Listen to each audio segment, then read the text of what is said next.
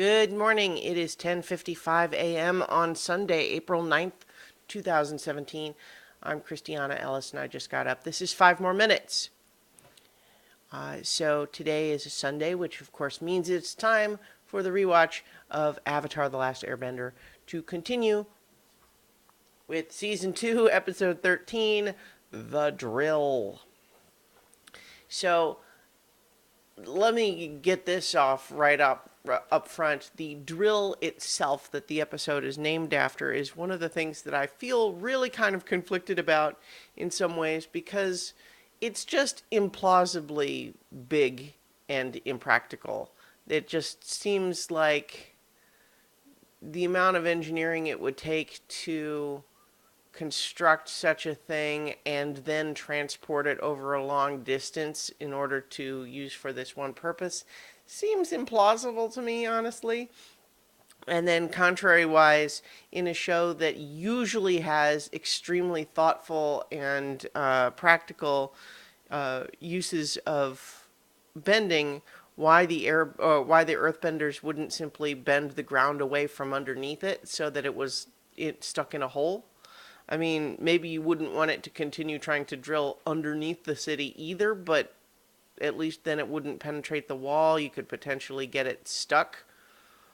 And why they don't try to do that is a little bit annoying. Like they try to put up like little braces to try to keep it from moving forward, but they don't just dig the ground out from under it, which I don't know, maybe there are reasons why they can't do that, but I don't know what they would be. So, those quibbles aside, it's pretty cool, right? I mean, it's just one of these sorts of things that you only get in these fantastical stories. It's pretty exciting. It's this great big drill. It's pretty cool. It's scary.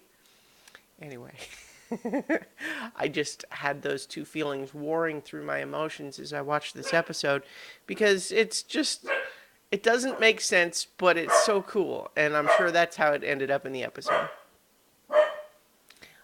But so we get only just a little bit with Zuko and Iroh this week, so let's just cover that first.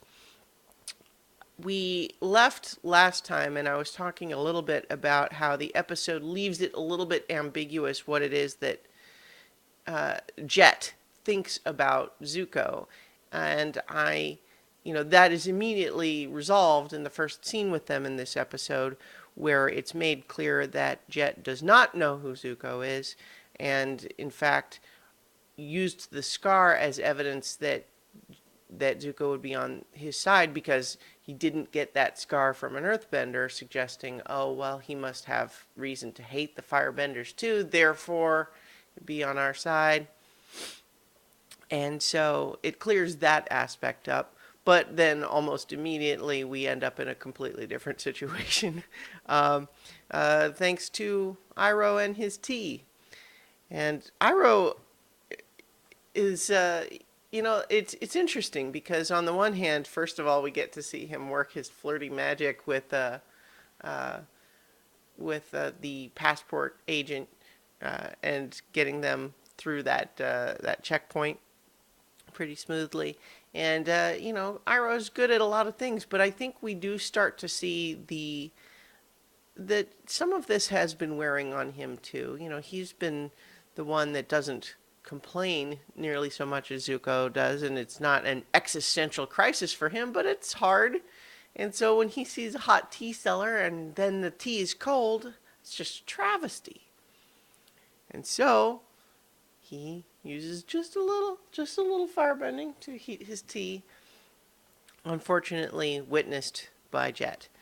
And so all of the stuff last time about the idea of like what someone like Jet would represent to Zuko kind of moot now, because it's clear that knowing they're firebenders flips Jet's switch, and so they're enemies now, and we don't see them make a move, but it's clear that something's going to happen. And the lingering shot of Iroh saying, "Ooh, what a cute baby sitting next to us on this train car," is going to be my suspicion. The foreshadowing there is that Jet is going to stop at nothing to try to take out the firebenders, and that includes being callous and cavalier about potential collateral damage.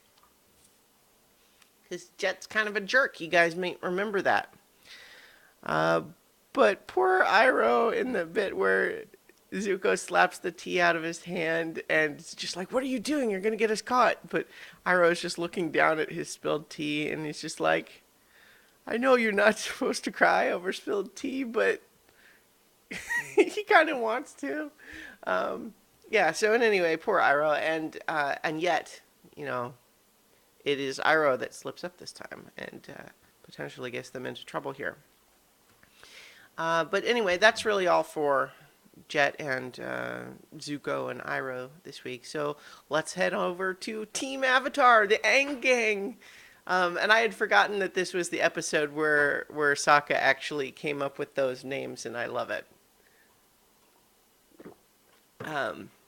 In fact, I think I had maybe even forgotten that those names actually came from the show and not just from people talking about the show. But in any case, we have Aang returning to his friends who are still traveling because, hey guys, I didn't find Appa yet, but I found something we have to worry about. And then we have a little bit of business that's honestly just to fill time, I think, with Aang meeting with the guy in charge of the outer wall defenses. It's like, oh, we don't need you, Avatar. Oh, it turns out we need you, Avatar. And, it's fine. It introduces that the Earth Kingdom is doing something to defend, and so it's fine, but it's also not terribly momentous. Nobody cares about that guy. But... But it's important, I think, to establish that, Aang is not just showing up to an undefended city. They're doing something about it. But it's difficult. This thing is big enough, and even though, like I said, it's implausibly big in the amount of difficulty it would take to construct it, given their level of technology, and then actually to move it over a long distance, because we see how slow it moves. Are we meant to think that this thing was assembled miles and miles away and has just been traveling all this time? Maybe. But in any case, we want to establish that the city has its own defenses, but they're proving inadequate. Especially given that we see Ty Lee, okay. This is another minor quibble. I feel like I'm having all sorts of nitpicks this week. Even though Mei and Ty Lee are pretty adept at their respective challenges, we see her take out 9 or 10 guys single-handedly, which, admittedly, very impressive. She's a very capable fighter. But we saw several hundred guys at the beginning, or at least maybe several dozen, at least not several hundred. And that was just, the guys that were right there. So I don't know, maybe they retreated. They're not doing everything all at once. It's also not clear how those guys retreated and were then back on the wall.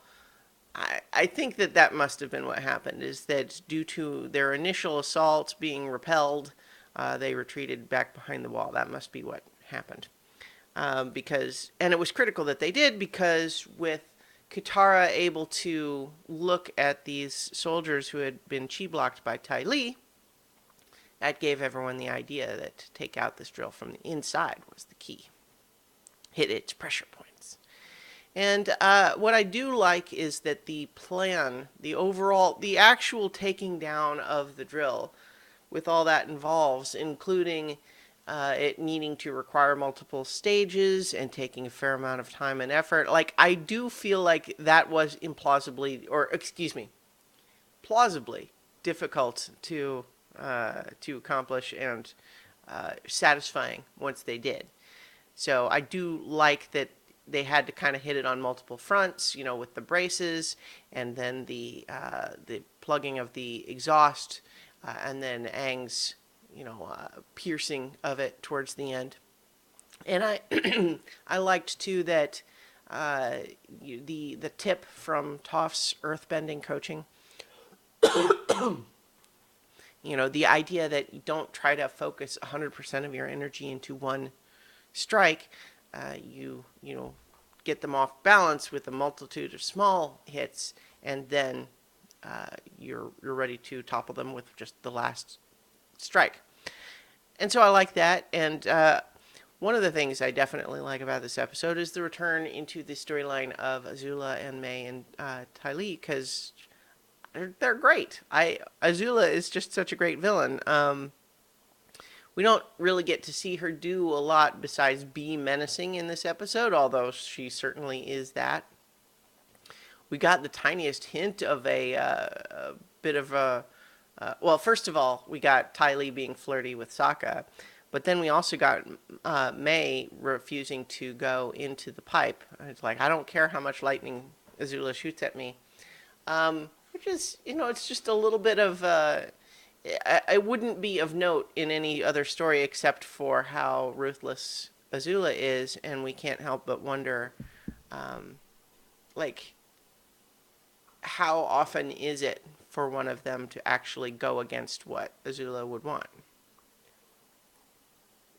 We don't really see any indication that there's going to be punishment of any kind in this episode, but you never know. And it's just one of those things where you could imagine that's the sort of thing that Azula doesn't typically allow. Then again, Ty Lee and May are pretty capable and loyal in general, so it may be that there wouldn't she's willing to make allowances for them that she wouldn't for other just general Fire Nation soldiers. But yeah, I like Azula. I think she's a cool character, and having her back in the story after a few episodes without is cool by me. Although it just makes me think the episode opens with there's a trope in any kind of storytelling called "As You Know, Bob," which is the idea that in order to explain something to the audience, you have a character who would know something explain it to another character who would also know it in a way that nobody would actually say in real life, because both characters know that. So the beginning monologue where the commander of the drill is explaining what the drill is and what their plan is and how it works to Azula, who's sitting there in the control room with him, and we're meant to think, do you think that they don't know this stuff already? Of course they do. But he needs to say it so that we, the audience, will know, and it's just, I feel like I might be super nitpicky this week. This is a cool episode. I like it a lot because it's memorable in the sheer fantastic size of this drill, the size of the threat. It's kind of like the kids are, leveling up, right? They're taking on bigger and bigger threats, and it's cool. It just ties back to how I was, I've been focused in a number of episodes on just how much this show is in a lot of ways like a D&D campaign or just any RPG. But it's good stuff. There's a lot of good jokes in it. Sorry, I got something in my eye. I like the bit where they're looking down at the drill and they turn to Sokka and it's like, so what do you think? What? Why are you looking at me? You're the idea guy. It's like, that's a lot of pressure. Why do I always have to be the one to come up with every idea? You're also the complaining guy. That I'm fine with. That's good stuff. Oh man, sorry. Eyelash in my eye is not good for concentrating on things other than the eyelash in my eye. I'm okay. I'm going to blink a lot if you guys don't mind. Anyway, So I feel like this episode kind of has a lot of action in it, which just lends itself to not necessarily having as much to discuss. But it's definitely fun seeing Aang increasingly make really excellent use of multiple bending techniques. Not only air, but using that in concert with both water and in his new increasing knowledge with earthbending.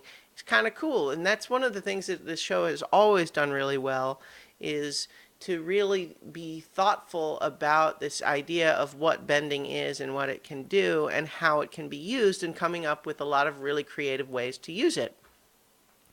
And so having him use kind of all of these different techniques in fighting with Azula on the top of the train, it's a very exciting fight because on the one hand, she is just super great at firebending and just at being trained to fight against other bending techniques. And so he's kind of throwing everything he has at her, and she's managing to repel it. And so at one point, she does kind of briefly knock him unconscious, just as the train is getting through the wall, and it produces this nice moment of where it seems like everything's going to hell. Oh no, what are we going to do? But then for Aang to kind of recover at the last moment and be assisted by the overpressurization of the rock and water slurry, thanks to Sokka, I guess not. I mean, he's there, but he's helping with moral support, with Katara and Toph plugging up the exhaust. That was kind of a fun bit too, where he's kind of just being very bossy in telling her how to do it, and she just kind of snaps back at him. Fun little bit, just sibling rivalry, sniping at each other while they work on this, but it's good stuff. But so thanks to a little overpressurization, it kind of separates Azula and Aang long enough for Aang to get a little more done with the big final blow he does, and Azula is not able to catch up in time. She's knocked backwards, and this giant drill, though it has penetrated the wall, is now blocking its own hole just through its own sheer mass. And so it's a victory of sorts, although certainly not a perfect one, because now they're going to have to deal with that. And we might imagine that if they got enough earthbenders who were able to do so, like without being attacked, that they could repair the wall like that. Eventually, maybe not immediately, but you have to get the drill out of the way first, right? And you wonder how much that hole would allow Fire Nation soldiers to, is there a way to go through the drill and come out the other side? That would be probably a tactically disadvantageous approach, because you can't imagine that there's a huge, great big opening, so having them pour out single file or something is a good pinch point would be perhaps easy for earthbenders to plug that.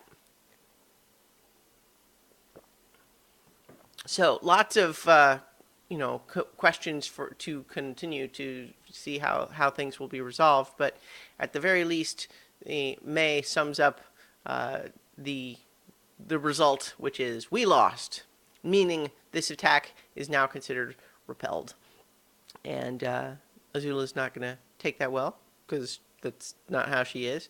But in the meantime, the Fire Nation is not going to give up on taking Ba Sing Se. But now it seems as though the kids have made it inside the walls, are safe, ? For now. And so now Iroh and Zuko are headed in towards the city as well, although with Jet on their heels, potentially aiming to cause trouble. So do we have a crossing of the streams in the future? Almost certainly. And in fact, I know for a fact that we do. So that'll be exciting. So this is a big sort of action set piece episode, and I think it's satisfying even if there are some physics nitpicks that I might have. But yeah, good stuff. Anyway, we'll be back with more Avatar: The Last Airbender next week, and I'll talk to you tomorrow for 5 more minutes.